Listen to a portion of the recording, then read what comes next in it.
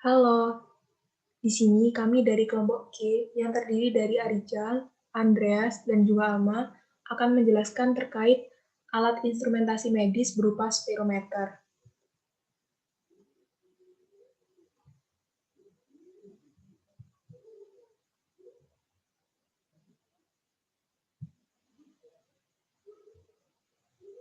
Apa sih spirometer itu? Spirometer adalah alat untuk mengukur aliran udara yang masuk dan keluar dari paru-paru dan dicatat dalam grafik volume per waktu. Cara lebih sederhana, spirometer berfungsi untuk mengukur fungsi paru-paru manusia. Alat ini akan mengukur volume statik dan volume dinamik paru-paru. Kenapa seseorang harus melakukan tes spirometri? Karena spirometri itu digunakan untuk membantu dokter dalam mendiagnosis penyakit paru-paru pada pasien dengan gejala pernafasan. Pemeriksaan ini juga disarankan pada pasien yang berisiko tinggi mengalami penyakit paru-paru. Misalkan orang dengan batuk yang tak kunjung sembuh, sesak nafas, dan perokok di atas usia 35 tahun. Seperti yang sudah dijelaskan sebelumnya, bahwasannya tes spirometri digunakan untuk mendiagnosis penyakit berkaitan dengan sistem pernafasan. Nah, di sini siapa saja yang perlu menjalani tes spirometri? Ada beberapa kondisi yang mengharuskan seseorang untuk melakukan tes spirometri sebagai tes untuk diagnosa penyakit. Kondisi pertama yaitu asma, di mana kondisi ini ditandai dengan pembengkakan dan penyempitan saluran nafas pada waktu-waktu tertentu.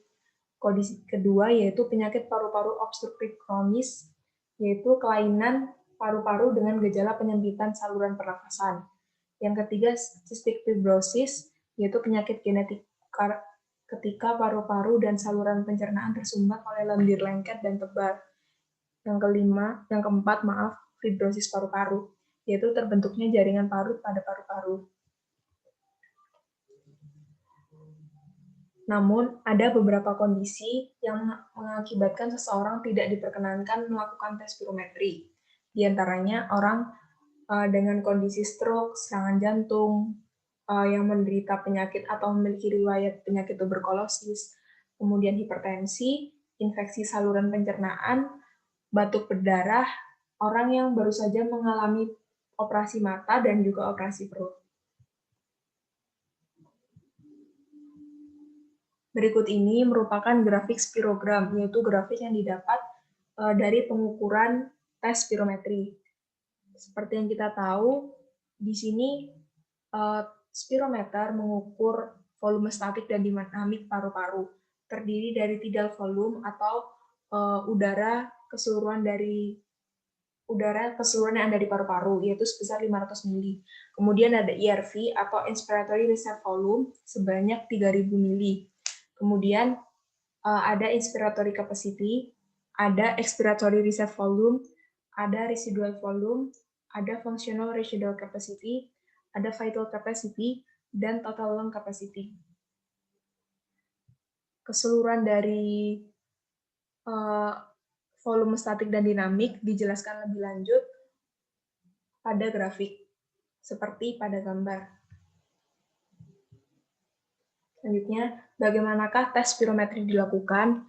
Tes spirometri dilakukan dengan memasangkan klip pada hidung, kemudian memasangkan sebuah probe yang akan ditiup oleh pasien ke dalam mulut. Nah, prosedurnya, pasien menghirup nafas secara dalam dan meniupnya ke dalam tabung atau probe. Kemudian teknisi atau laboratorium akan memonitor dan mendampingi pasien selama tes. Kemudian hasil dari tes spirometri akan dicatat oleh mesin dan mesin akan mengeluarkan print berupa grafik spirogram. Selanjutnya, bagaimanakah cara menginterpretasi hasil spirometri? Hasil spirometri yang diambil adalah minimal 3 hasil yang dapat diterima pada saat melakukan pemeriksaan. Hasil spirometri dapat dilaporkan dalam bentuk grafik yang dikenal dengan spirogram, seperti pada slide selanjutnya. Satuan yang digunakan pada volume udara adalah liter, waktu adalah detik, kecepatan aliran darah adalah liter per detik. Terdapat dua tipe spirogram, yaitu volume time adalah kurva volume terhadap waktu, di mana aksis X menunjukkan waktu dan aksis Y menunjukkan volume. Kurva ini menunjukkan FeV1 dan FeC. Kemudian ada flow volume adalah kurva aliran udara, inspirasi dan ekspirasi terhadap volume, dengan aksis X menunjukkan volume dan aksis Y menunjukkan flow. Kurva ini menunjukkan PEF dan FeC. Normalnya, pada saat inspirasi, grafik Y akan turun menjadi sumbu O, sedangkan saat ekspirasi, grafik Y akan naik menjadi sumbu O. Hal ini sudah digambarkan pada grafik spirogram pada slide sebelumnya. Kemudian, hasil tes spirometri sendiri diukur dengan dua parameter utama, yaitu Force Vital Capacity atau FVC dan Force Expiratory Volume in 1 second atau FEV1. Keduanya menunjukkan berapa persen kapasitas udara pada paru-paru dalam 1 detik. Yang pertama adalah Force Vital Capacity. Force Vital Capacity atau FVC merupakan volume udara terbesar yang dapat dihembuskan oleh pasien setelah menarik nafas dalam mungkin. Hasil FVC ini lebih rendah daripada normal, mengindikasikan adanya gangguan pernafasan jenis restriksi. Yang kemudian ada Force Expiratory Volume in 1 second atau FEV1. Sesuai namanya, FEV1 adalah volume udara terbesar yang dapat dihembuskan pasien dalam 1 detik. FEV1 dapat membantu dokter untuk menilai tingkat keparahan gangguan pernafasan yang dialami oleh pasien. Apabila hasil FEV1 lebih rendah daripada angka normal, biasanya mengindikasikan adanya masalah pernafasan jenis obstruksi. Dari hasil tes spirometri ini, kita akan mengelompokkan kembali hasil tes menjadi 4 golongan, yaitu seperti pada slide, di mana ada normal, obstruktif, restriksi, dan campuran. Untuk restriksi dan obstruktif sudah dijelaskan sedikit disinggung pada slide selanjutnya, namun kita akan membahas dari awal, yaitu normal. Hasil tes spirometer normal apabila nilai FEV1 per FVC itu kurang dari 0,7 atau lebih besar dari 70%, dan FFC-nya lebih dari 80% dari nilai prediksi. Dapat dijadikan acuan umum untuk menyatakan bahwa hasil spirometer normal. Kemudian kondisi kedua adalah obstruktif. Pada kondisi obstruktif, nilai FVC-nya akan tetap normal. Namun, di sini akan terdapat perbedaan hasil pada FEV1, di mana nilai FEV1-nya akan turun secara signifikan, sehingga rasio FEV1 per FVC menurun di bawah lower limit of normal range, atau kurang dari LLN, di mana LLN sendiri bernilai 0,7. Selanjutnya, ada kondisi restriksi. Kondisi restriksi di sini merupakan kebalikan dari obstruktif, di mana kondisi restriksi nilai FEV1-nya tidak berpengaruh seperti pada penyakit paru-paru obstruktif. Jadi kemungkinan akan tetap normal.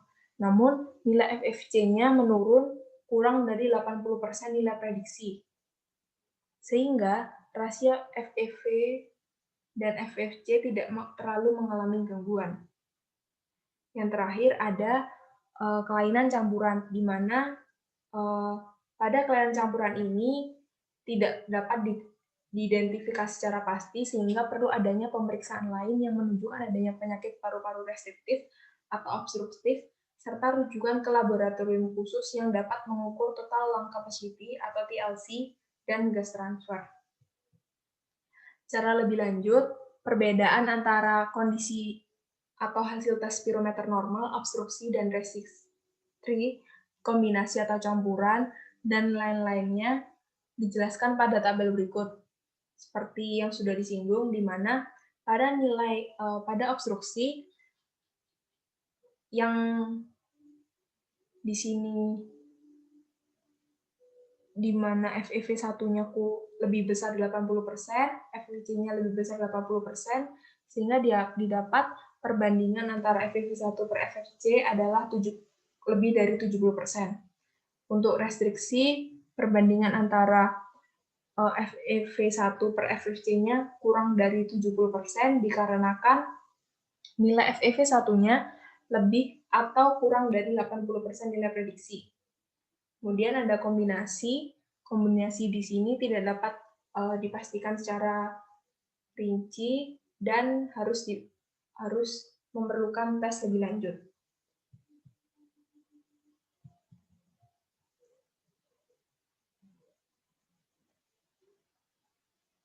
Di sini kami menyertakan video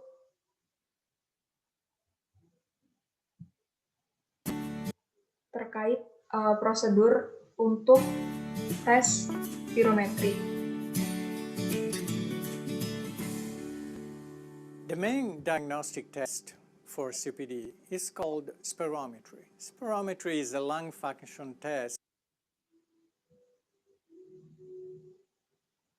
that assesses how much air goes in and out of your lungs and how fast it does so. You should ask your healthcare provider to test you with spirometry if you are over 40 and you're a smoker or an ex-smoker, if you are out of breath, or if you cough very frequently, bringing up a lot of mucus.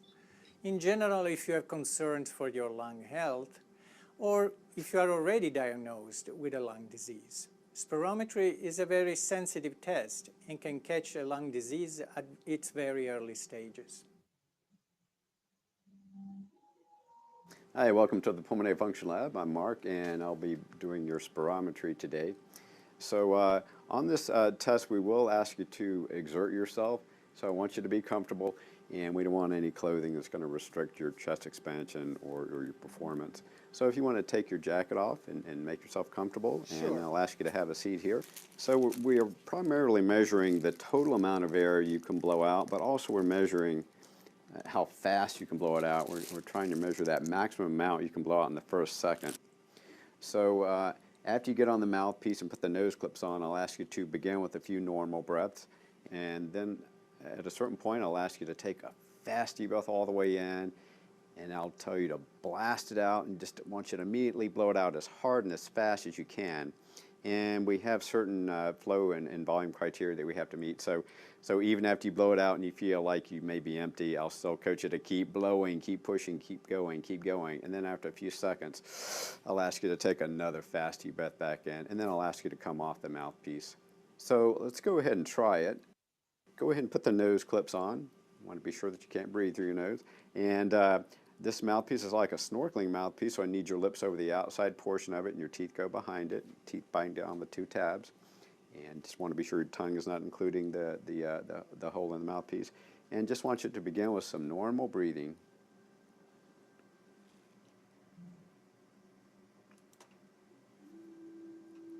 All right, and now take a fast deep breath in and blast it out. Keep blowing, keep going. You're doing great. Keep going, keep pushing out, keep pushing, keep pushing. Di sini dapat dilihat seorang Take a fast deep breath all the way back in. petugas medis Great, you memberi come off that arahan kepada mouthpiece. pasien And you can take those selama nose clips off. tes spirometri dilakukan. As you can see, spirometry is an easy test to take. Talk to your provider about spirometry.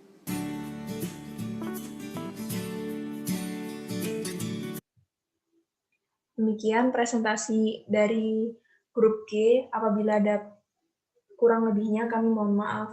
Sampai bertemu di video selanjutnya.